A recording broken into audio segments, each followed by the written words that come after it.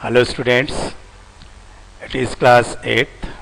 Today we will continue our physics first chapter, friction. In the earlier video you learn about the friction due to liquids and gases. Today we start benefits of the force of friction. Force of frictions के benefits क्या हैं, means advantages क्या हैं. Students, हम सब जानते हैं कि without the frictional force we are unable to walk. हम जब वॉकिंग करते हैं तो वॉकिंग करते हुए जैसे ही हम लोग वॉक कर रहे हैं तो हमारा जो फिट होता है and the surface there is about of force which oppose the friction and help to move. If we are looking the another examples like tires of automobiles, हमको पिक्चर्स में दिखाई दे रहा है कि जो टायर्स हैं ऑटोमोबाइल्स के, इनमें आपको दिखाई दे रहा है that is about of having grooves, है ना. सो दीज ग्रूव्स जो होते हैं that can be vote of reduce the friction. ये क्या करते हैं, फ्रिक्शंस को दैट द रिड्यूस कर रहे हैं and what that's we can easily, है ना, वॉक या easily run the automobiles on the roads. Same you are looking the another examples, another advantage the brakes, है ना.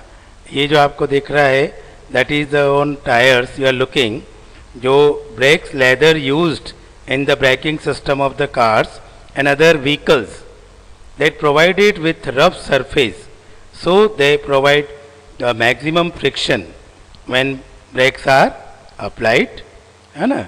This is about of the advantages. Another advantage is force of frictions, है ना.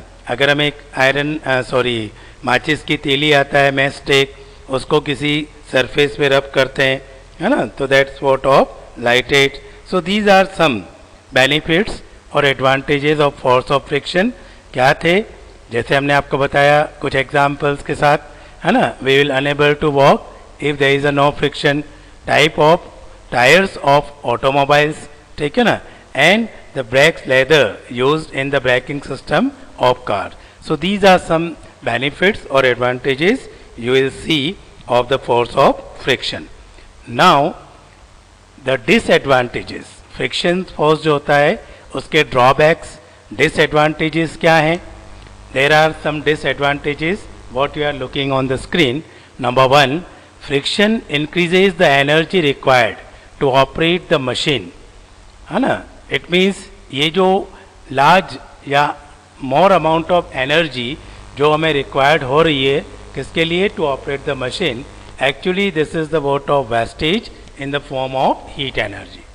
The friction causes wear and tear in the machine and render them inoperable. The frictions reduces the speed of moving vehicles to great extent. So these are the disadvantages. एक तो हमने क्या देखा, बहुत सारी heat energy waste होता है, ठीक है ना, जब अपन किसी भी मशीन को ऑपरेट करते हैं. ये वियर एंड टीयर अभी हमने कुछ एग्जांपल्स देखे थे, ठीक है ना. और फिर तीसरा, friction reduces the speed of moving vehicles to great extent. The next will see what are the methods of reducing friction. अब फ्रिक्शंस को हम कम कैसे कर सकते हैं. कुछ मेथड्स हैं जिनको यूज़ करते हैं तो हम फ्रिक्शंस को रिड्यूस कर सकते हैं. Number 1, by use of lubricants. Actual में बच्चों आपने देखा है कि जो ऑयल्स होते हैं जनरली हम लुब्रिकेंट्स में यूज़ करते हैं. मशीन्स वगैरह कभी प्रॉपर वर्क नहीं करती तो हम ऑयल लगाते हैं. तो ये जो लुब्रिकेंट्स होते हैं they when they applied between the two surface in contact that reduce the force of friction between them. अगर हम लाइट मशीन्स की बात करें, जो हल्की मशीन्स होती हैं, उनके लिए हम लेस विस्कस ऑयल, और जो हैवी मशीन्स होती हैं उनके लिए हम मोर विस्कस ऑयल्स का यूज़ करते हैं. Number 2, by using soft solution. Soft solution that is slippery in nature. हम जानते हैं साबुन सॉफ्ट सॉल्यूशन कैसा होता है, slipper in nature, it is what of slippery in nature, and they are used है ना in the reducing friction in high speed cutting and grinding machines. Number 3, by polishing. by polishing अगर हम किसी surface को polish कर देते हैं तो उनमें जो इरेगुलरिटीज इंटरलॉक्ड होते हैं है ना वो क्या हो जाते हैं, नॉकड आउट हो जाते हैं, and that in turn to reduce the friction. Next, by using fine powders.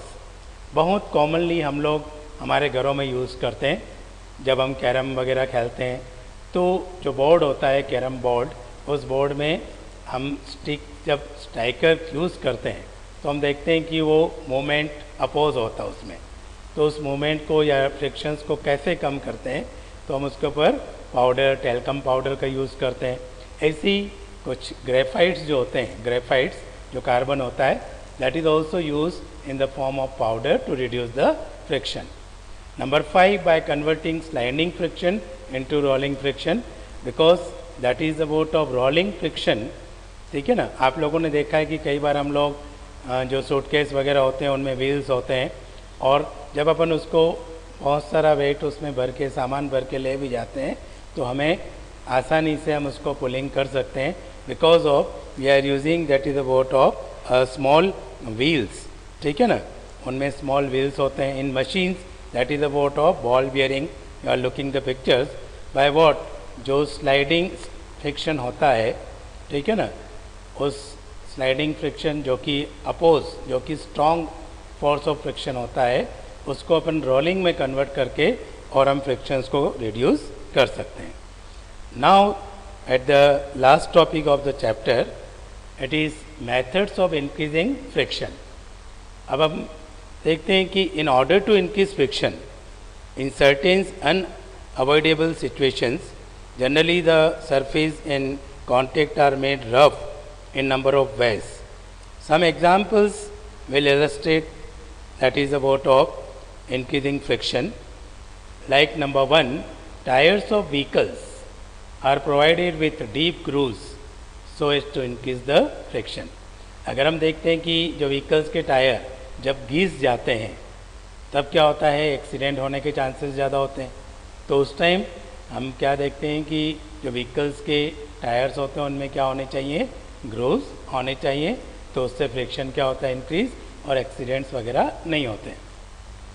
फिर आपने देखा है number 2, the soles of the shoes of mountaineers, और जो एथलीट्स होते हैं, are provided with spikes and grooves.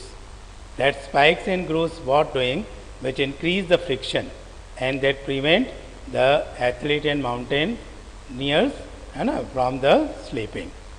Number 3, ठीक है ना, इंडस्ट्रियल बेल्ट्स. आपने देखा है कभी आप आटा चक्की पे गए गेहूँ पिसवाने तो उसमें 2 व्हील्स के ऊपर एक बेल्ट चलता रहता है, देखा ना. Yes. So in industrial belt are provided with the rough surface so as to increase the friction. This is in turn the prevent the belt from slippery over the iron pulleys. Okay, so these are the what of some methods by what we increasing the friction. That's all. I hope you learned the chapter very nicely. Thank you.